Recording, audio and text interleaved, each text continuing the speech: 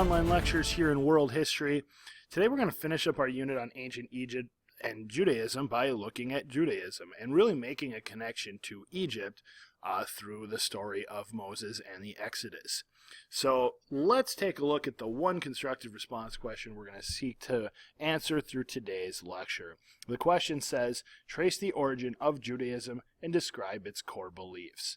Certainly we're going to talk about a lot of key pieces. We'll talk about Abraham, we'll talk about the covenant, we'll talk about the Ten Commandments and Moses and the Exodus. There's a lot of really good stories that we're going to talk about here today. So what are we going to learn? Specifically, we'll look at the origin of Judaism. Like I said, that's Abraham's story, so we'll talk about him. We'll move on to talking about Moses and the Exodus, and we will finish by talking about the kingdom of Israel, which will be connected to the tribe of Judah, which is where we get the name Judaism and Jews from. So ultimately, in this whole story, we're going to talk about the Hebrew people who later become the Jews, and we get Judaism as a result. So that is where we're going with all of this today. Setting the stage, the origin of Judaism. Canaan was the ancient home of the Hebrew people. I'm going to talk a lot about the Hebrews in this story, and in a lot of ways they're interchangeable with the word we're more familiar with, which of course is the Jews. Hebrews were later called the Jews, and we'll talk about why in a little bit. But in the old story here that I'm going to tell you, we're going to use the word Hebrews. But understand, we are talking about the same group of people as what we know as the Jews today. Hence, Judaism, Jews. You can hear the similarity there. The Hebrews' history, legends, and moral laws have had a major influence on Western culture. They've been around for a very long time. Their culture has permeated into a lot of different aspects of Western civilization, and we're going to see where a lot of that comes from here in this lecture. Now, there is some commonality with a couple other religions. So part of their history is shared with Christianity and Islam. They're not the same, but Christianity came from Judaism. Christianity, of course, is based from the teachings of Jesus Christ and his followers, and Jesus was actually born as a Jew. So there's definitely more history that will be explored later on with that. And there is some similarities with Islam, as we're going to find out. Now, we have to start regionally here. We have to look at a map. A lot of the land we're going to talk about here takes place just north of Egypt. Our story will involve Egypt today, but if you can see my cursor here, when we just go just north into the east, we get this piece of land called Palestine. Now today we would call it modern-day Israel, but it's often called Palestine or even Canaan if we go look on the map here on the right. In fact, that's what we're going to reference it as here as Canaan. But whether I say Israel or Palestine, or Canaan, I'm really talking about the same piece of land that is on the eastern edge of the Mediterranean, just north and to the east of Egypt. So, we have to go back to the search for the promised land. Now, a lot of this information does come from the Bible, and we don't use that as a religious text. We use that actually as a historical text. It's one of the best known and best credited historical texts out there. Ancient Palestine's location made it a crossroads of the ancient world.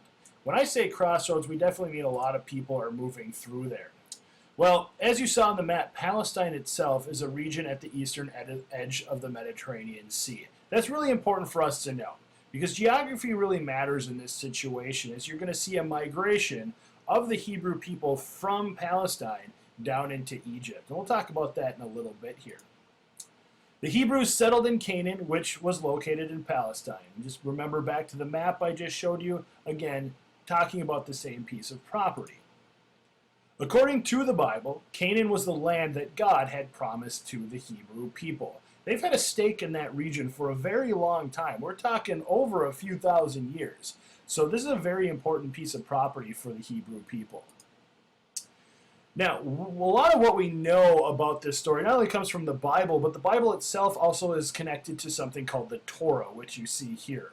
The Torah is what the Hebrews and now Jews use as their sacred text. And more often than not, when you see it, it's on scrolls like this, not in a typical book form. So most of what we know of early Hebrew history is found in the first 5 books of the Hebrew Bible known as the Torah. Very sacred book. Most religions on the planet have some type of historical text that they use as a guide for their faith. The Torah is the most sacred writings to the Hebrews and makes up even part of the Old Testament for Christians. Now, this is a good time for me to just mention, if at any point in this video, if I'm going too fast or you need to catch up, feel free to hit the pause button and start it up again when you're ready. In the Torah, God chose a guy named Abraham to be the father of the Hebrew people. This is a very important part of the story. The whole story of Judaism starts with Abraham. Abraham himself, he was a shepherd who lived in Ur. Now, if you can remember, we talked about Ur just a couple of weeks ago when we looked at Mesopotamia. Ur was one of the first cities on the planet that existed in the first civilization called Sumer. So that should sound somewhat familiar to you. Now, in this story, God commanded Abraham to move his people to Canaan around 1800 BC.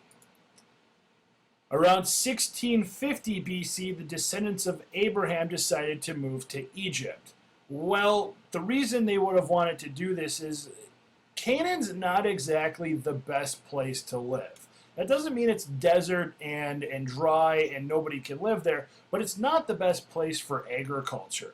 So the people at the time, whether you were Hebrew or anybody else, they knew the place to get the food and to survive. The breadbasket of the world was down in Egypt. Why? Because of the Nile. And so it would have been a very natural decision for them to make. If Canaan wasn't working out for them, they would have wanted to head to Egypt. Now, one of the things that's going to be pretty important to remember here is the Hebrews were not like the Egyptians. The Hebrews were monotheistic, and they worshipped God Yahweh. That's important because when you come in contact with the dominant culture at the time, which is the Egyptians were polytheistic. And there's going to be a little bit of culture clash going on there because religion matters to people. It's just a fact of life. And so when you come in and say, we only believe in one God, to a dominant culture that believes in many gods, there's going to be some friction and potential conflict going on there. Now, one of the other parts of this story of the origin of Judaism involves a covenant.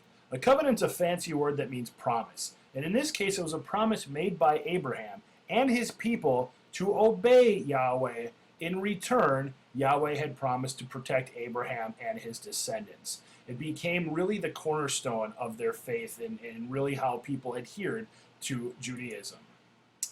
Here's an image of Abraham. He was a shepherd. He was an older man. And there's definitely more to his story. We're not going to explore it here, but for those of you familiar with your biblical history, you might know a little bit more about Abraham. Well, what happens next is not exactly a happy part of this story. When the Hebrews come down to Egypt, as I mentioned, there's friction. There's not exactly a big celebration saying, come on in, let's be friends. The Bible says the Hebrew people migrated to Egypt due to drought and famine. Like I said, Canaan was not working out for them. They needed to find more food. Egypt was the place to do that. So according to the Bible, the Hebrews migrated to Egypt due to drought and famine. At first they were accepted, but later on they're going to be the outcasts. They're going to be seen as different, and it's going to be really easy to pick on them and use them for slave labor. There's no doubt they became slaves. This is well documented in many sources, and they are going to spend many, many, many years in slavery. People are born slaves and die slaves. Their children are born slaves and died slaves. And that brings us to Moses. Because for the longest time, the Hebrew people had believed somebody was going to lead them out of bondage. Somebody was going to lead them out of slavery. And Moses' story is one of the most famous stories in all of world history for that very reason. So let's talk a little bit about him. At the time of Moses' birth, the Pharaoh felt very threatened by the Hebrews and commanded that all firstborn males be killed. The idea here was that there was supposed to be a Hebrew man-child. Yes, that's the words they used, Hebrew man-child, that was prophesized to lead the Hebrews out of slavery. Well, if you're the Pharaoh and you're reliant on slave labor, you don't want this to happen. So he says, well, we can either kill all the Hebrews. Well, that's not a good idea because that kills all our slave labor. Or if we kill all the firstborn males out there, we're sure to kill this child who's supposed to be the prophecy. So Pharaoh had his men go out and kill all the firstborn males. It's a very sad story. Well, Moses' mother knew what was going to happen if she kept him. He would be found and he would be killed. So she did what any sane mother would do. She decides to put him in a basket and lay him in the reeds of a raging river. I make fun, but that's actually what happened. So Moses' mother laid him in the reeds of the Nile to actually save his life. And it did. Moses floated down the river he's a tiny baby. And an Egyptian princess finds him and raises him in luxury. As the story goes, she had always wanted children, and her husband had died. And so she saw this as an opportunity to finally have a child. Now, she knew he was Hebrew. He had a cloth with him that showed he was Hebrew, but she didn't care. She decided to raise him anyway, and because she was an Egyptian princess, he was going to be raised as a prince of Egypt. Here's an image depicting that. Moses' mother finding him in the reeds of the Nile. Obviously, she's very excited, and his life was saved because of this. Now, he did not forget his Hebrew birth, but no one knew, including the Pharaoh. Really, only people that knew would have been Moses' mother and his new mother, his adoptive mother. There was also a servant of the adoptive mother who knew it. She's going to let his secret out a little bit later. But Moses grows up thinking he's a prince of Egypt, but the servant lets that secret out, and once everybody knows Moses is Hebrew, well, he can't be a prince anymore. So they actually kick him out, and he becomes a slave, just like the rest of the Hebrews. I mean, once the man who had everything on his shoulders is now a slave. Well, again, I'm going to keep this story somewhat simple, but Moses is visited by God, and by the command of God, he was told that he's supposed to lead the Hebrews out of Egypt. You don't just walk up to Pharaoh and say, hey, can we go? And in fact, that's what he tried. He said, let my people go. And Pharaoh wasn't really interested in letting his slaves walk right out of town. So this took some time, but it became known as the Exodus. Moses' famous line is, let my people go. It's been seen in countless movies, classic film, The Ten Commandments, DreamWorks animation, The Prince of Egypt, lots of different depictions of Moses' story and this very famous line. So picture depicting that, asking Pharaoh to let his people go. Pharaoh was not interested. This leads into the plague story and other biblical stories.